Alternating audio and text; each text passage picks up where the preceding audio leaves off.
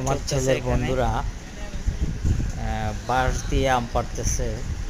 আসলে এদের সবার জন্ম হয়েছে ঢাকা শহরে, কিন্তু গাছ থেকে আম পেড়ে খাওয়ার অভিজ্ঞতা খুব একটা হয়নি।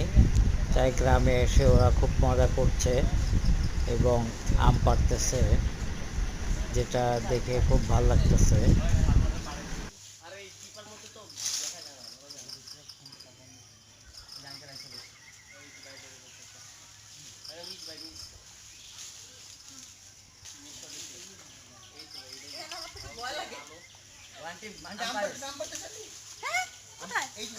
এখন আছে